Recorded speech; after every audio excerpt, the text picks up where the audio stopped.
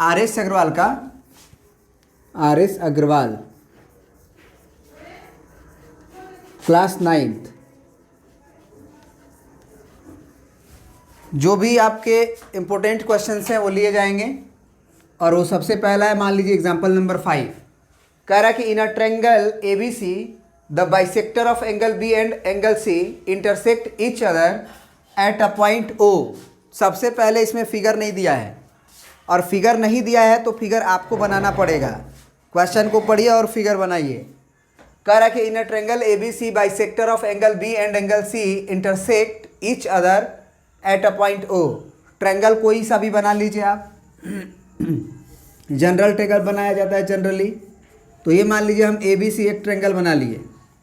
इस ए बी सी ट्रायंगल में क्या दिया हुआ है जरा बताइए कि एंगल बी और एंगल सी का बाइसेक्टर। थोड़ा सा बड़ा ट्रायंगल बनाते हैं और नीचे लेके चले जाते हैं ताकि समझने में सहूलियत हो। तो अब जो है एंगल बी का बाइसेक्टर और एंगल सी का बाइसेक्टर। तो बाइसेक्टर्स का मतलब होता है उस एंगल को आधा कर देना। मतलब ये पूरा एंगल बी है तो इसको आधा करेंगे तो ये एंगल बी बाई 2 हो जाएगा, और ये भी एंगल बी बाई 2 हो जाएगा। फिर एंगल सी का बाइसेक्टर, इसको जो आधा करेंगे, मतलब अगर पूरा एंगल सी है तो ये सी बाई 2 हो जाएगा, ये भी सी बाई 2 हो जाएगा। दोनों कहाँ इंटरसेक्ट कर रहे हैं? ओ पे। इस एंगल ओ पे मतलब इंटरसेक्ट कर रहा है। तो प्रूफ करना है कि एंगल बी ओ सी, मतलब कौन सा एंगल? बी ओ सी का मतलब कौन सा? बी ओ सी, ये वाला एंगल। ये जो कहानी है वो 90 डिग्री और प्लस हाफ ऑफ एंगल के बराबर होगा। इसका मतलब कुछ देर के लिए तुम इसको एक्स मान लो, और ए एंगल तो ये पूरा है ही। तो तुम्हें एक रिलेशन मेंटेन करना होगा एंगल एक्स के ऊपर और एंगल ए के ऊपर। तो दोनों एक दूसरे से रिलेट कैसे होंगे बस वो ला दोगे तो अगर जो रिजल्ट प्रूफ करना है वही आएगा। एक बात याद रखना कि जो चीज़ हमें प्रूफ करना होता है, जो चीज़ हमें प्रूफ करना होता है, अगर हमको नहीं समझ में आ रहा है कुछ भी तो हम ये सोचेंगे कि एक दूसरे को रिलेट कर दें। जो चीज़ प्रूफ करना है, जैसे एक्स को और ए को रिलेट कर दें। जब रिलेट करेंगे तो जो रिलेशन सही होगा वही प्रूफ होगा ना, मतलब वही आएगा ना। जो रिलेशन सही होगा वही आएगा। तो अपने आप ये रिजल्ट आ जाएगा। तो एक बात बताओ, क्या हम ये बोल सकते हैं बड़े वाला ट्रायंगल में? पहले तो गिवन लिख लो क्या दिया हुआ है हमें। In triangle A B C B O and C O bisect angle B and angle C, है ना। बी ओ लाइन और सी ओ लाइन बाइसेक्ट कर रहे हैं एंगल बी को एंगल सी को। टू प्रूफ क्या है? तो टू प्रूफ है angle B O C is equal to half of 90 degree और प्लस हाफ ऑफ ए। तो बी ओ सी को हम एक्स लिख सकते हैं, एंगल एक्स। तो हमें प्रूफ करना है कि angle X is equal to, sorry गलती बोल दी, ये 90 डिग्री था केवल। तो 90 डिग्री और प्लस हाफ के बराबर। चलो अब प्रूफ करते हैं। 3 क्राइटेरिया होता है हमारा, 4 एक्चुअल होता है जब जरूरत पड़ता है। एक गिवन लिखना पड़ता है, एक टू प्रूफ लिखना पड़ता है, अगर कंस्ट्रक्शन की जरूरत पड़ी तो कंस्ट्रक्शन लिखेंगे, और लास्ट में हम प्रूफ लिखते हैं जिसमें हम लोग उस चीज़ को प्रूफ करते हैं।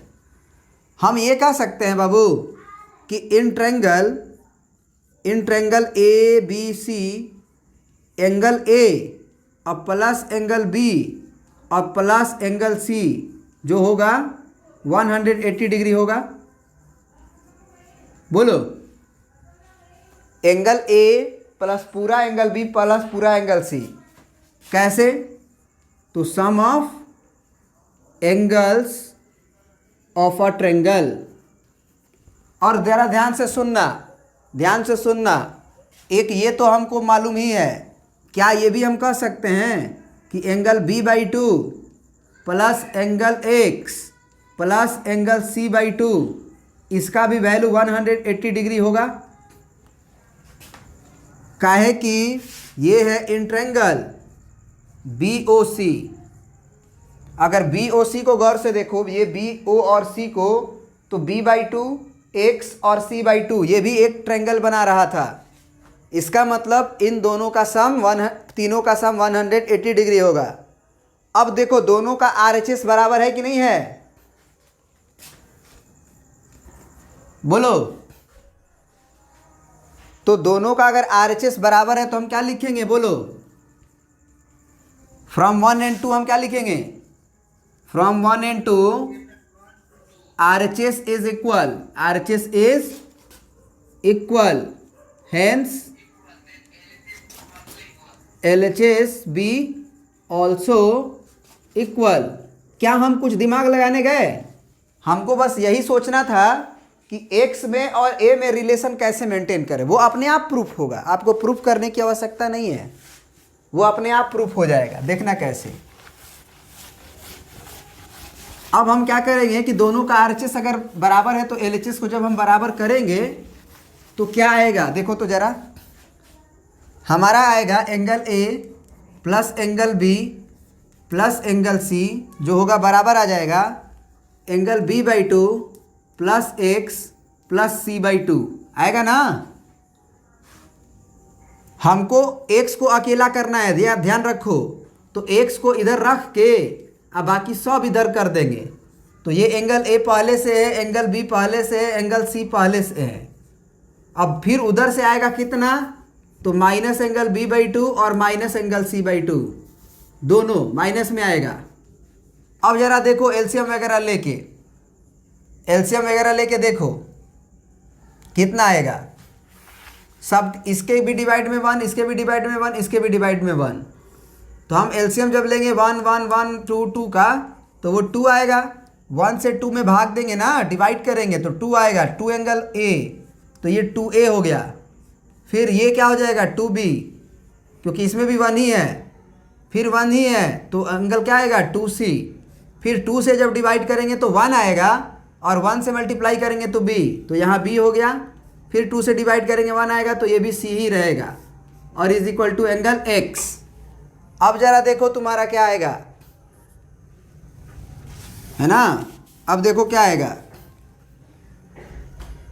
अब जो है 2A में से एंगल B घटेगा,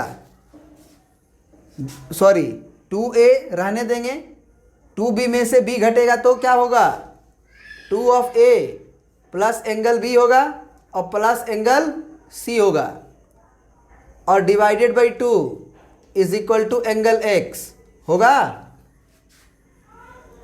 बोलो, अरे बात समझ में आ रहा है।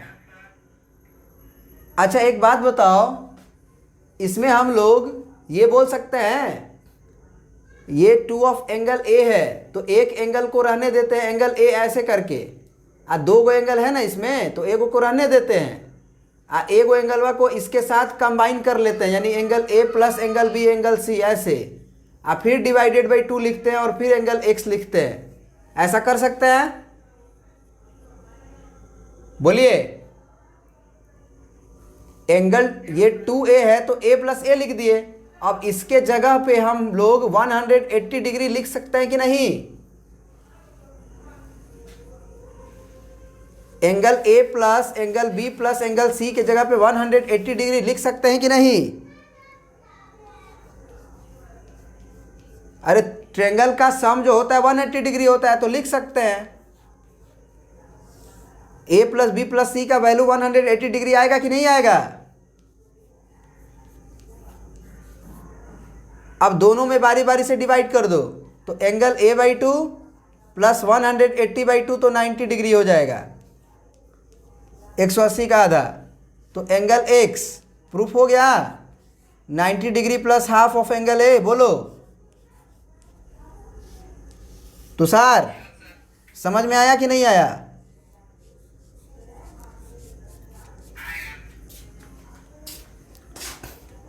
तो इसको हम जो है ना छोटा में भी बना सकते थे, बस हमको पहला रिलेशन अगर नहीं भी लिखते तो भी मेरा काम बन जाता, लेकिन ना रिलेट करना पड़ता, बिना रिलेट किए हुए नहीं आता। चलो और भी कोई क्वेश्चन पूछना है तुम्हें?